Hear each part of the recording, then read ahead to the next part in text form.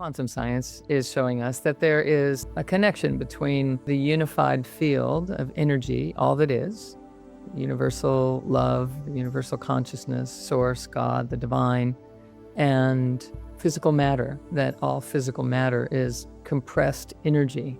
There is a direct connection here, that it's not me plus God over there, that it's God creating this creation and I am that.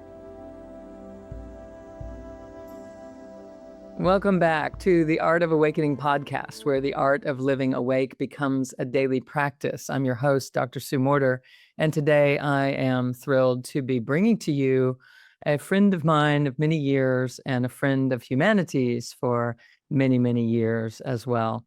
Neale Donald Walsh. He's a best-selling author, I know you know this, and a spiritual teacher whose Conversations with God series has touched millions of lives worldwide.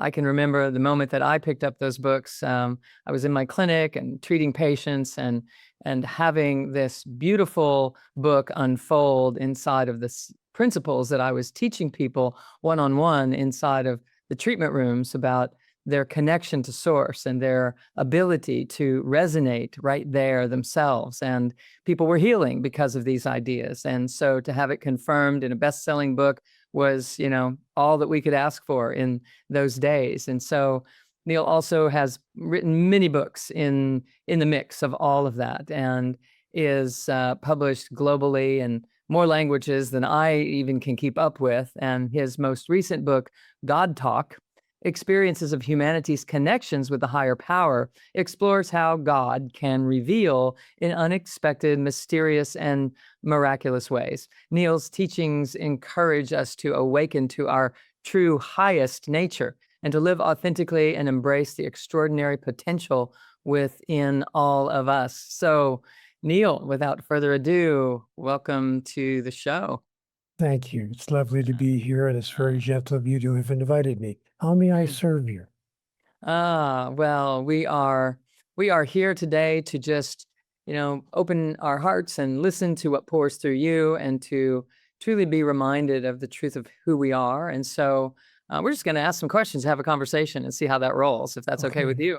No, if you want to hear what pours through me, I can give that to you very quickly. Yada, boom, boom, yada, yada. And we are complete. Thank you so much.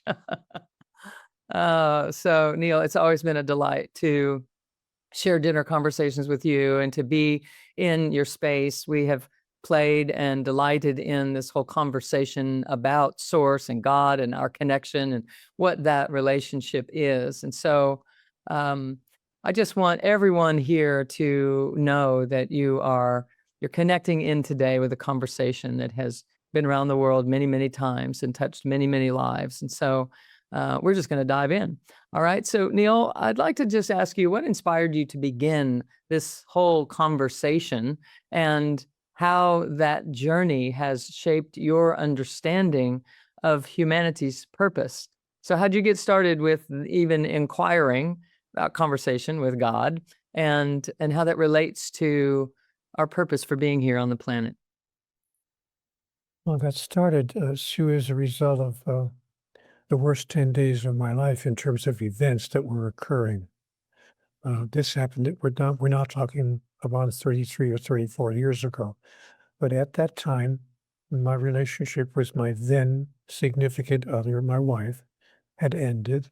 It wasn't an acrimonious ending. We were both just in a simple agreement that our relationship just wasn't working as well as we would have liked.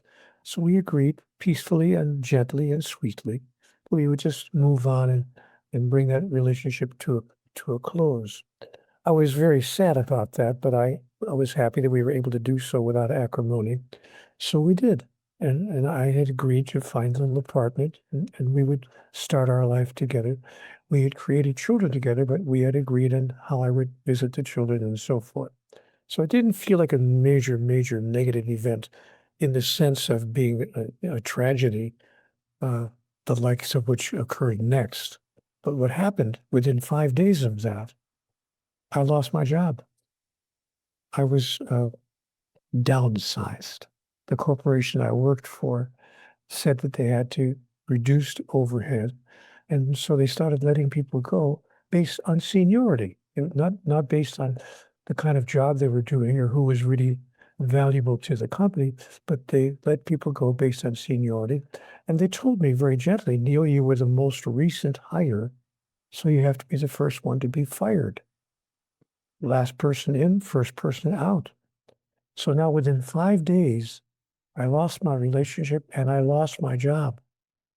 But I thought, okay, I can do this. I can weather this storm. So I started looking for another job, of course.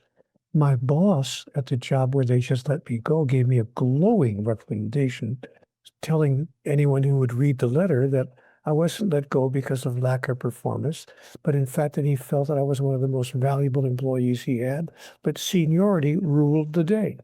So I got this great letter of recommendation, and I'm heading off to an appointment for a job interview, and I'm certain I'm going to get this job because I've got this great letter with me, all the credentials, all the experience. Sue, I never got to the appointment. I never got to the interview. I'm driving down the road, and an elderly gentleman made a left turn in front of me. He misjudged the distance between his car and mine and smashed into me. It wasn't a fender bender. He totaled my car. It was a complete total mess, just a crunched up metal, chunk of metal. I'm amazed, frankly, that I got out alive. But I did manage to pull me out of the vehicle. But I did suffer a broken neck. And there wasn't a hairline fracture, Sue. I recall the wording on the document, the examination document. It said that I had suffered a 3/4 inch avulsion fracture of the 7th cervical vertebrae posteriorly. That's a break in your neck big enough to put a pencil through. Mm. When I got to the emergency room, the doctor there said to me, "You have no right to even be alive." Mr. Walsh, I have to tell you that 8 out of 10 people who come in here with that much of a fracture in the back of their neck die on the spot because of spinal cord complications.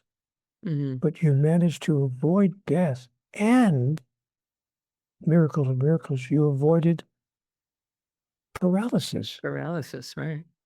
You were able to actually move. So he looked at me. I'm on the table, of course, in front of him. He looks over at me and he says, "So what do you intend to do with the rest of your life? Mm. Because you've been given an incredible gift. You shouldn't even be here." So, of course, I thought about it, and they fitted me with what's known in the business as a Philadelphia collar. That's a plastic collar that you wear to hold your head up. And the doctor made it very clear, you will not take this collar off for any reason, Mr. Walsh, until we tell you. It'll take about, 18 months, 12 to 18 months for that neck to heal. We don't want to do it artificially. We're going to let it heal by itself. So you just wear the collar for some months, and then your neck will heal up. But you know what, Sue? No one would hire me. I mean, I was going to appointment after appointment, interview after interview with my glowing letter of recommendation. But finally, the 7th man who interviewed me was honest with me. He said, "Mr. Moss, I got to tell you the truth. We can't hire you with that collar around your neck. It's obviously a therapeutic device. One wrong move on the job, we're paying your medical bills for the next 14 years. Can't do that. You come in here when that collar is removed, we'd hire you in 30 seconds. You got all the credentials and all the experience we need." Mm. So I realized I couldn't get a job. Now I'm running out of my savings. I did not that I had thousands of dollars in the bank, but I had a few dollars. Now I'm running out of my savings. I can't even pay the rent on a little studio apartment that I had found when I left my marriage. And the landlord said, "I'm sorry, I've got to ask you to leave." And I was evicted. I didn't have enough money to get into another apartment because these days, if you want to get an apartment, you have to put down first month's rent, last month's rent, security deposit. We're talking like $5,000 or $8,000 just to get into an apartment. I didn't have that kind of money anymore because I'd spent it all trying to stay in the apartment I had. I wound up living on the sidewalk. And Sue, I thought, okay, I can do this for a couple of weeks or a couple of bad months. I can manage this. But nobody would hire me. I couldn't find a job anywhere. Sue, I lived on the sidewalk for 2 weeks shy of 1 year. 1 year sleeping out in the cold, in the wind, in the rain, in the snow, in the ice, lying on the ground. Every so often, a policeman would come by and tap my foot with his baton and say, okay, pal, you got to move along. You got to move along. You can't stay here. They wouldn't even let you sleep in one place, outside. I was lying on the ground in the park somewhere. They wouldn't let me do it. So I had to keep on finding a new place to sleep for maybe 2 or 3 hours before another policeman would come along and move me along. I'm going from person to person, Sue, with my hand out asking, could you put even at least a couple of coins in my hand? Anything you could spare that I could eat today. Because I would wake up with nothing. I woke up every morning with not even a nickel in my pocket. Stone cold broke, no way to earn income. Most days I managed to, by begging from people, pull together $6 or $8, or sometimes more. And I was able to grab a hamburger and some French fries by the end of the day. But I can tell you I lost weight pretty fast because I wasn't eating high off the hog and I was sleeping on the ground. So it was a kind of a tough way to live for a year. Finally, I got a little part-time job. You're going to be sorry you asked me for my story because I give you a 25-minute answer to a 3-minute question. This is good. But I finally found a little job somewhere. A part-time job is some guy gave me a job on weekends. I was a weekend fill-in person. He said, okay, we can do this. So I got a weekend job. I wasn't making a lot of money, but I was making just enough to afford a little one-room flat above somebody's garage. It was just a little flat above the garage. But it was, hey, I was out of the weather. It had a bathroom. It had a shower. And I could sleep there, out of the wind and out of the rain and out of the snow. So to me, it was a mansion. And I was there for, I don't know, maybe 2 or 3 months. And then I woke up one morning. It's 4:23 in the morning. I recall the exact time for a reason. 4:23 in the morning, and I woke up so angry. What does it take to make life work? I've got talent. I've got insight. I've got understanding. I've got some skills that should be saleable in the marketplace. I'm a nice person. I didn't treat anybody horribly in my life. Even my former wife and I parted company amicably. You both agreed that neither one of us were horrible people. What does it take to make life work? And Sue, I picked up a yellow legal pad and I began writing because I had a little tablet in the apartment on which I would make lists of things I wanted to get at the grocery store or whatever. So I'm writing an angry letter to God.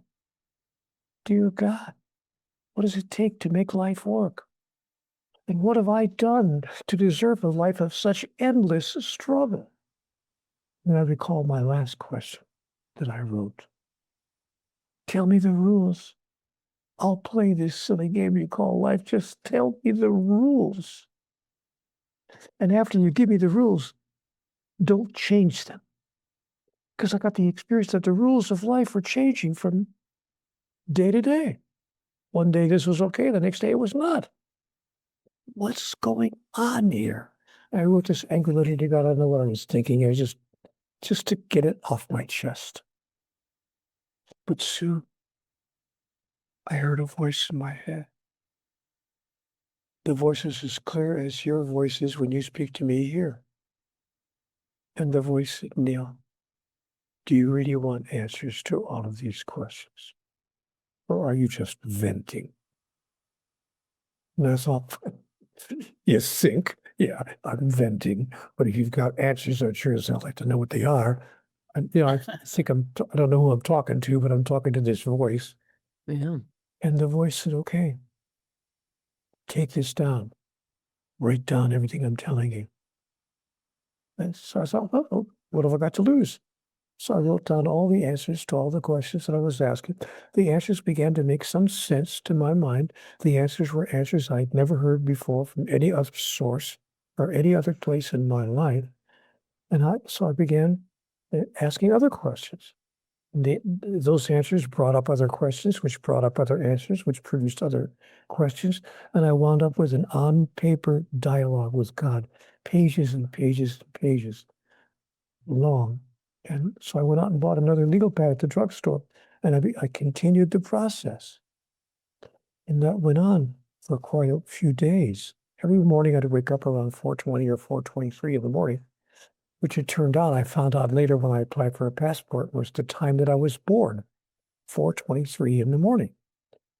So I began experiencing this on-paper dialogue, never dreaming that anyone else, of course, would ever be privy to this information. Except at one point in the dialogue, this voice, which I then assumed to be the voice of God, thank you very much, said to me, Neale, you will make of this one day a book, and it will be accessed by many people. And I thought to myself, that's ridiculous. Nobody's going to publish a book by a guy who claims to be under God. It's not going to happen. So you know what I did? On a dare, I Xeroxed my handwritten notes and sent them to 2 or 3 publishers. I didn't send it to major publishing houses like Random House or the other ones, Putnam. I sent it to a couple of small publishing houses just to see what would happen. So I thought to myself, okay, God, you said it had been published. We'll see. We'll see about that. Can you believe it or not? I got a call about 3 weeks later from a small publishing house, relatively small publishing house on the East Coast of the United States, saying, we're going to publish your book. I said, you're kidding me. They said, no, it's a great work of fiction about a guy who has an argument with God. I said, wait a minute. You're not publishing it as a work of fiction. And the guy on the other end of the phone said, Mr. Walsh, are you trying to tell me you think this actually happened to you in real life? I said, yes, that's exactly what happened. That's why I sent it to you. He said, well, okay, we'll publish it as a nonfiction book. It's interesting enough to do that, but it's not going to find 500 readers.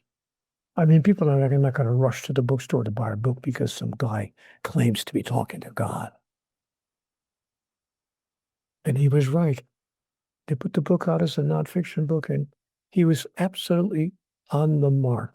It did not find 500 readers. It found 5 million. Not bragging, just saying.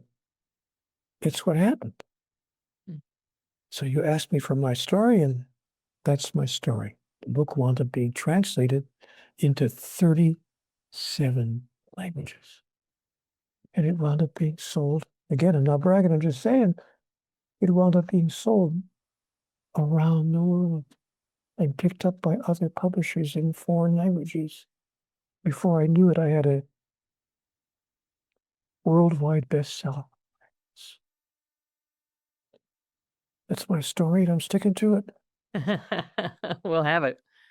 And so, quite an extraordinary set of circumstances, all of it, that all of these things are happening in your life at one time, led you to some sort of convergence within yourself that you're able to tune into source, making its way through into language that you can translate and interpret, as if that's not miracle enough, but then to have that end up going out and touching the world the way that it has is truly profound.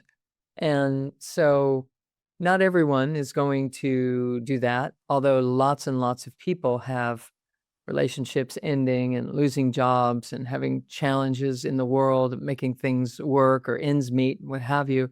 And so how do you guide them into having some outcome that is their path, that flows with grace, the amount of grace that has flooded your life in terms of this process?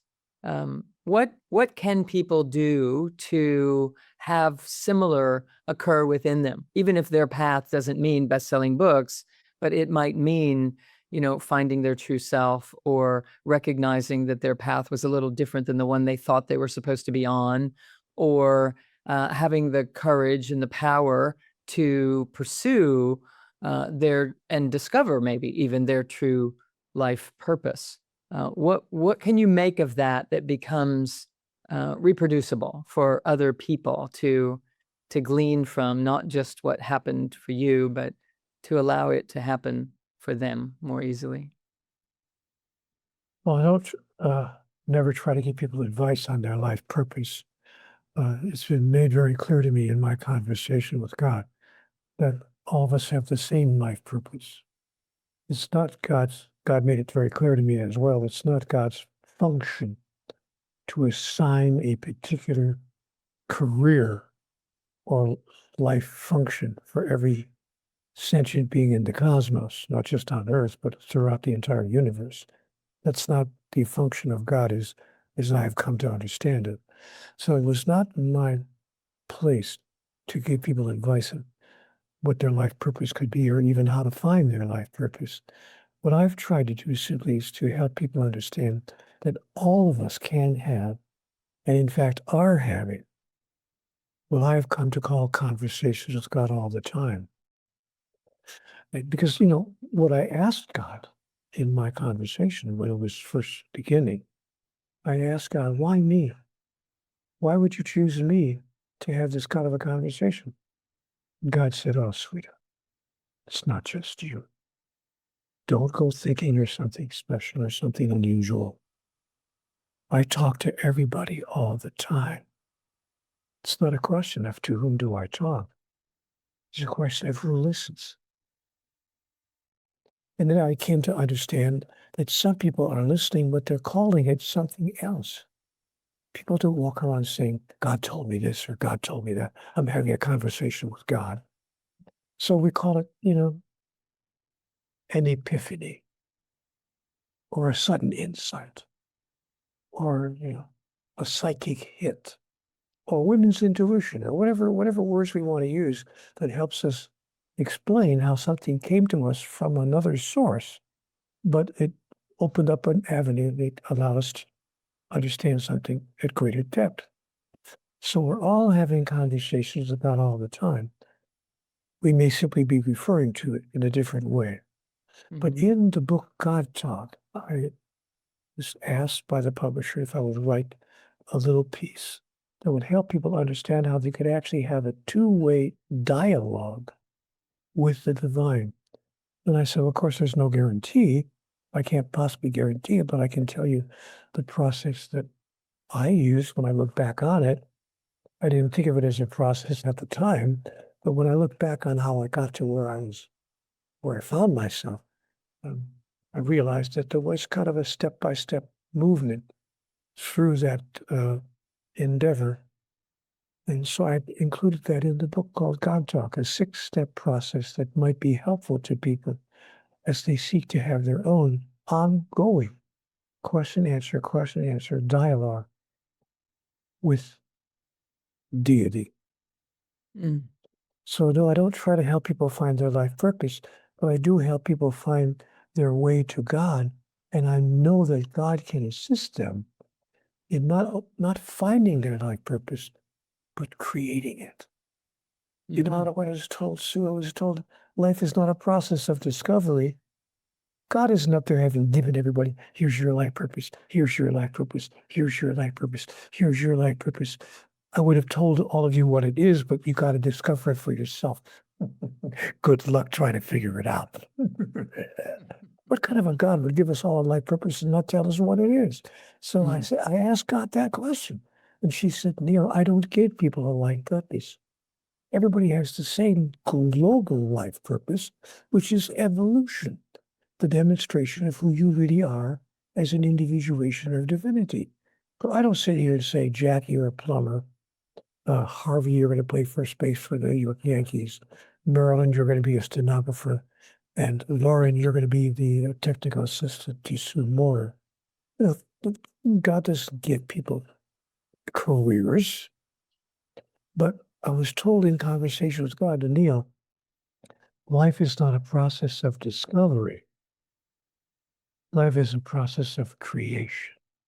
Mhm.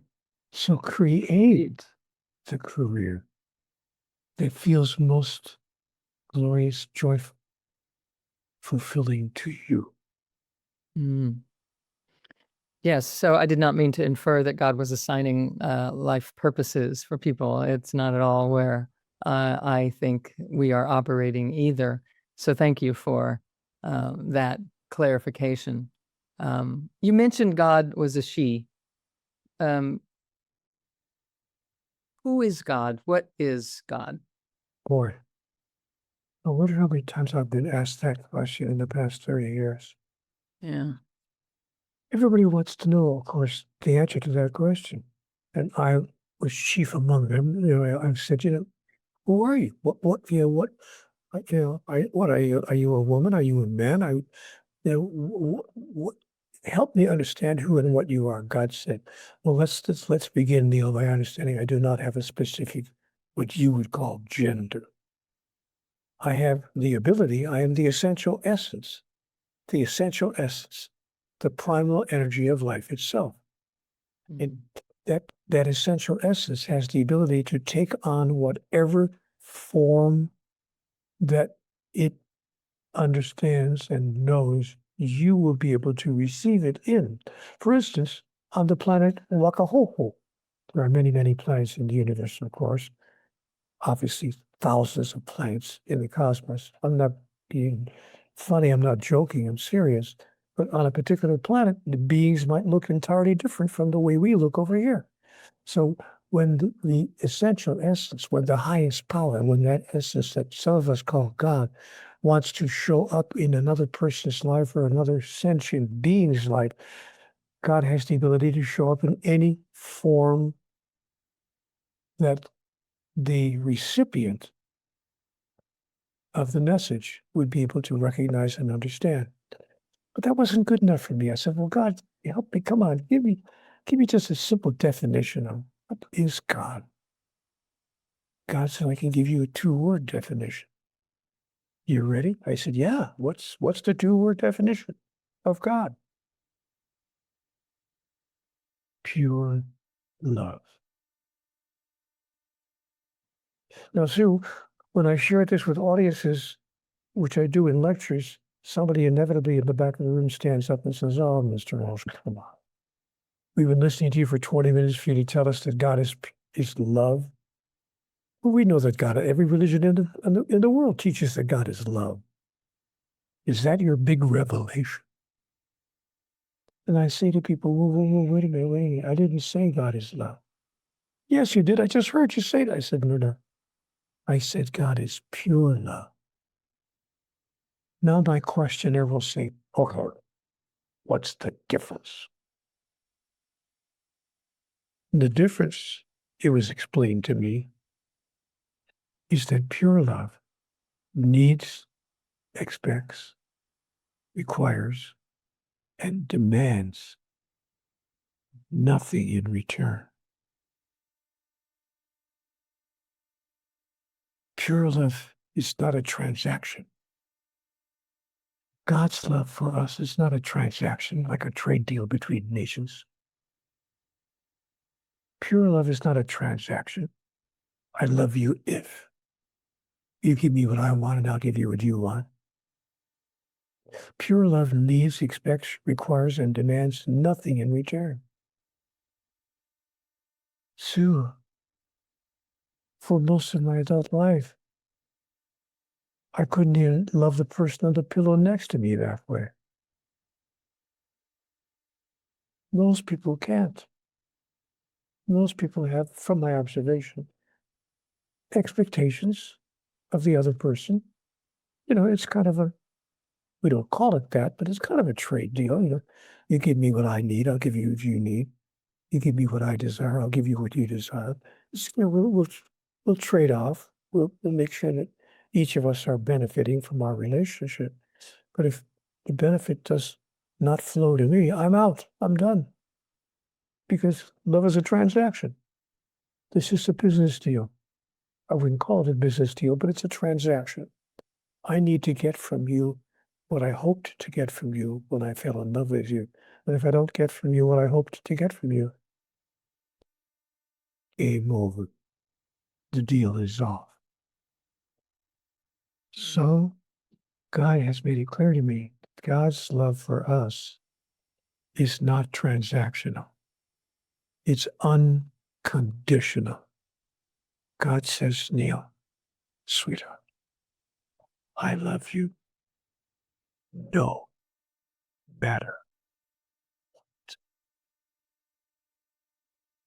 Dare we believe in a God who does not judge, condemn, and punish us if we don't obey the rules? Virtually, not all, but virtually every religion on the face of the earth teaches of a God who judges, condemns, and punishes us. Dare we step away from the teaching of the world's great religions and embrace a God who judges, condemns, and punishes no one ever for anything, who loves us as unconditionally as we love our own children, hopefully. Mm. So, does God think? That's an interesting question. I think God is thought itself, whether God thinks. Never asked God that question. It's a very good question. I'll have to write that down and ask God the next time I'm talking to him.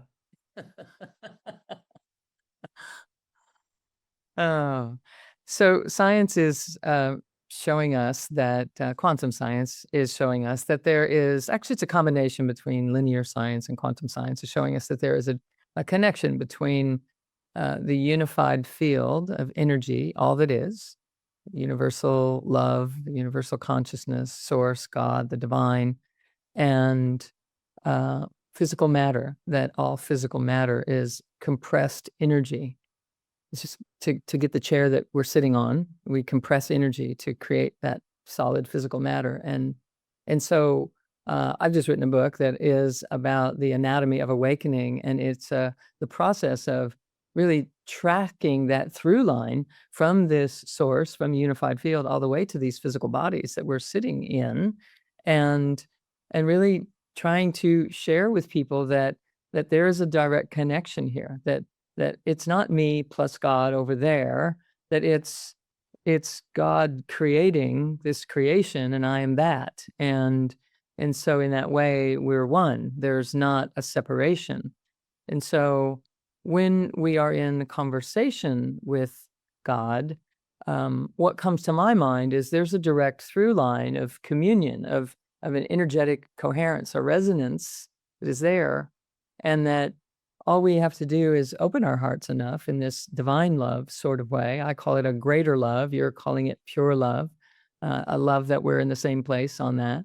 That when we dial into that frequency, we have access all the way back to the beginning, all the way back to the nothingness, to the everythingness that is this source. And so, what would you think of that and a Well, of course, conversation? everything you've said, what I think of that is everything you said is absolutely correct. Thank you very much for being on the program, Sue. My name is Neale Donald Walsh. This is my podcast. Sue is my guest, and she has just given you all the information that she came to give you. Sue, all kidding aside, what I think of it, of course, is you're profoundly correct. That's exactly what is my understanding as well. And I believe that is also the understanding of most of the great spiritual teachers. I'm not that. I'm not claiming to be that. But there are others who have been the great spiritual teachers throughout history. Some of them are living even today, and they would say the same thing that you just said. You know what God put it to me in very simple terms? There are 3,000 pages, by the way, of the conversation of God, a dialogue covering 9 books.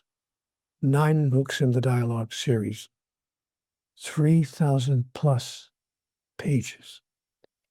But in the first chapter, in the first few paragraphs of the first book, in the very early revelations of those 3,000 pages, I was told this simply, what you just said a minute ago. It was put to me in the following way. Neale, We are all one.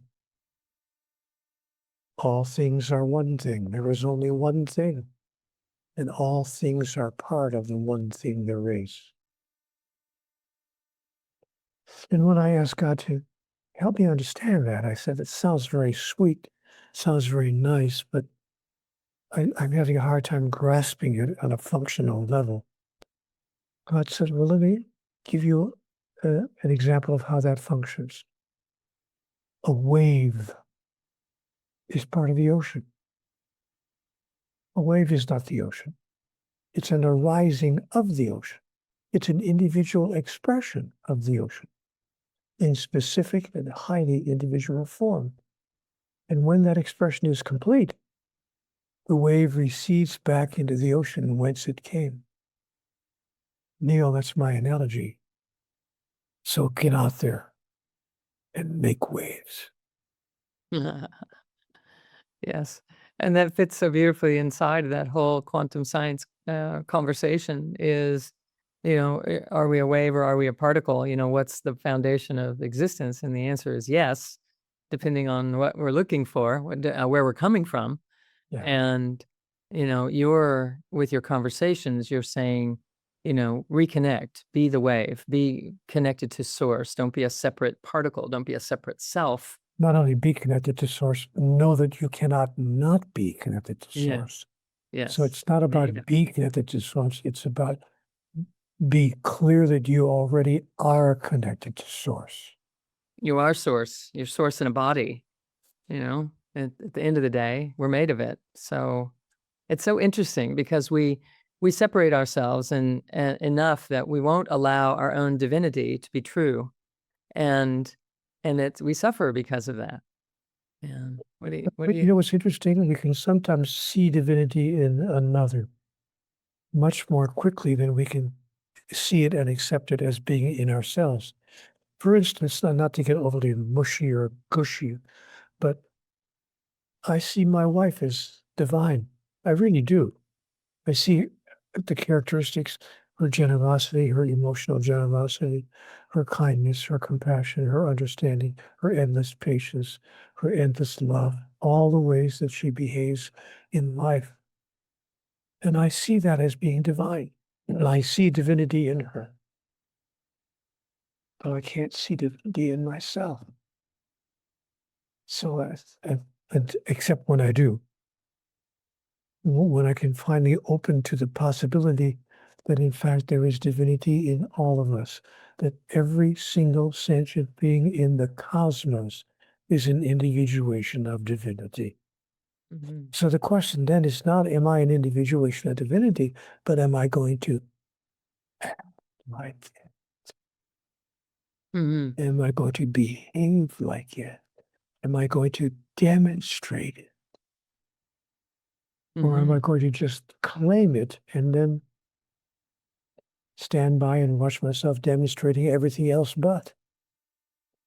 So when I enter into these days an interaction with my beloved spouse, my wonderful, wonderful wife, I say to myself, I wonder if it's possible for me to be as nice with her,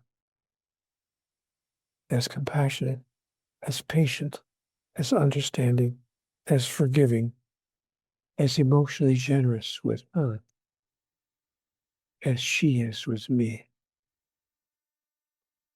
Now we have what's called a marriage. Mm. Yes, and the reflection, this beautiful opportunity that we have to have the truth be reflected, back and forth as we really awaken to and the ways that we're embodying that and the ways that we're not. A question for you: when you say you can see it in her, but you can't see it in yourself, except for when you do, what do you think the difference is that's happening inside of you or anyone that would allow us to feel our divinity or not feel our divinity in any given moment? What is happening? Well, I think what's happening is I'm either accepting or rejecting my childhood story. Yeah, I was taught as a child that I should not see myself as something somehow special. I understood why my dad was teaching me that. He would say things like, son, don't brag. Don't walk around bragging about yourself. He was trying to teach me, about humility and Mhm. about not being a braggadocio. So I Mhm. understood what he was. But what I took from that childhood lesson from my father, which I heard more than once, was to tamp down any thought that I was in any way special. Certainly, in no way so special that I could claim to be a demonstration of divinity or an individuation of the divine. So, but to answer your question directly, what changes, what shifts in me is when I abandon my childhood story, when I get to think, when I decide to embrace the thought that, you know what, I'm as special, I'm as wonderful as I thought I was when I was 7. Right. Turns out. Turns out, Yeah. and we all are. Mhm. Mhm. All we have to do in our mind is go back to the innocence of our 7-year-old. Mhm. Yeah. I oftentimes am asking people, "Who were you when you arrived?" Let's go back to that and let it pick up where we left off because we bit into something else. We splatted and dispersed, and we don't know who we are. So if we went back to before that splat, um, and cultivate that one, give it a life, what we might experience differently. Yeah. Boy, Yeah. Sue, I really love everything you say. Honestly, all kidding aside, you've come to obviously a very deep and clear understanding of these kinds of realities concerning our life. Thank you for being so articulate and so clear. Mm. Thank you for that. As you know, it comes with great humility. I've had a lot of pain in my life too, and it just kind of chisels away at that stronghold that we have on our story, and eventually, the story doesn't carry water because it's not helping in this moment, and we drop in and find a deeper version of who we are. For me, there was a lot less judging that went on, judging myself and, really suppressing my truth, this glorious truth that we all are. And so, it's so interesting. I'm going to ask you about this that, we've made God into a judging God. Humanity has done this. Um, and we're saying here today that that is not the case, that that's not what's happening, that there's constant love always. And I do feel that it is judgment that keeps us from knowing God, but it's not God's judgment, it's our own. And and so could you just speak about judgment and what we do to ourselves and then what happens as a byproduct of this self-judgment and even judging our own emotions is that I shouldn't be feeling this or I shouldn't be feeling that. Just how the judger shows up and what to do about it? Judgment is pointless. It's useless. It has no value whatsoever. Understanding replaces judgment in the mind of the master. When I understand how a person could behave, act, or say what they're behaving, what they're doing or saying, when I understand how even I could have done or said something in particular, of which I'm not very proud as I look back on it, when I understand how that could have occurred, I don't condone it. I don't agree with it. I don't praise it. I certainly don't want to repeat it, but I can understand it. And I don't judge it. I don't make myself or anybody else wrong for the behaviors that they're exhibiting, for who they are presenting themselves as in any given moment. So, yeah, I stopped judging myself years ago. I said, there's no place for it. It has no use. But if I can replace judgment with understanding, then I can move forward in my continued interactions even with people with whom I profoundly disagree about the important things in life. I have found that it's possible to disagree agreeably when judgment is taken out of the space. Mm-hmm. Yeah. Beautiful. So, That's been my experience. yes. Yes, it is. It is amazing what happens when we turn on ourselves or turn the tides on the natural flow. Yes, How, and observation is not judgment. mm, So that's a point I wanted to make a minute ago, and mhm, I forgot it, but it came to me just now. Observing something is not judging something. mhm, So we can make an observation without it necessarily being a judgment. And so we allow ourselves to make the observations that are true and real for us. But we don't do it in a judgmental way that results in a change in our interaction with that person, and that results in an abandonment of our willingness to love them no matter what. mm. Yes, making distinctions for ourselves, but not making something right or wrong or good or bad. It's just determining if this is for me or it's not for me, and allowing the rest to live and let live in a sort of way, no matter what. And it is in those no matter what moments that we actually evolve. I feel that when we're up against that, oh my gosh, how do I not judge this particular moment? How do I just stay? That when we find a way to just be present and to be loving and to really allow what is to be, that we evolve ourselves and we awaken to higher and higher perspectives and find peace in more places because of doing so. I agree with you completely. Thank you for that sharing. Mm. So from your perspective, how do we move into, this more consistently? Um, instead of having a fleeting moment of, geez, this message comes in and it was from the divine, or I heard it, from source or God or what have you, to truly tuning in more and more and more consistently so that it's a constant dialogue that is we're finishing each other's sentences kind of thing, because the alignment and the integration is so profound. An embodiment of this divine is happening on a conscious level. What would you say works for you the best?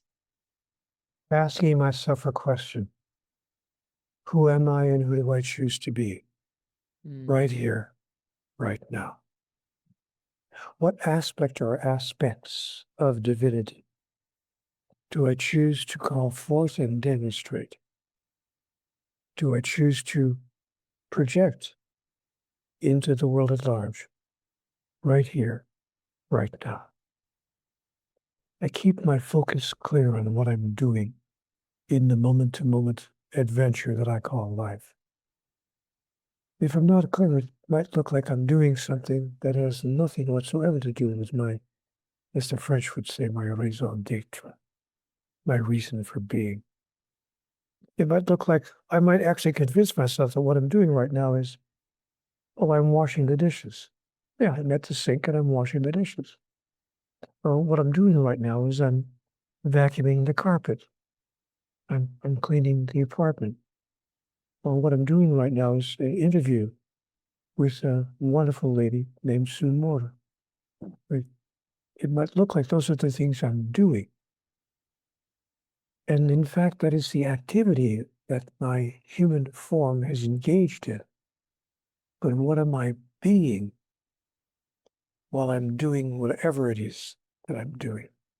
mm, That's why we're called human beings. We're not called human doings. We're called human beings. mm, So the answer to your question is, what works for me is to ask myself from moment to moment, what am I choosing to be right now? mhm. And that really has worked for me, even when I'm just moving through the world, going to the grocery store. Mhm. You know, Yeah. what am I up to at the grocery store? I know that I'm getting bread, butter, eggs, and milk, but what am I being while I'm gathering my groceries? Mhm. Let that be the question for the day. Because how you're being, the human being that you are while you're gathering your groceries, can touch another person's life in a way that you wouldn't even have imagined. For instance, just to give you a small example, I know it's going to sound like I don't want to sound like I'm bragging all the time with myself, but I want to use a simple example because I was at the grocery store about 3 weeks ago and I noticed that the gal who was checking us out, there was a lady just ahead of me and a couple of people ahead of her. And this lady was so incredible, the cash register, the gal, she was incredible. She was rapid, quick, moved things across the scanner. If they didn't scan right, she found a way to get the right, the right cost rung up on. She was friendly with the people. She was interacting with everybody in such a friendly, such a sweet way. And so when I got to her station, after the person ahead of me was through, I just looked at her and I said, "You are something." I don't know if anyone has told you recently, but you are beyond good at what you do.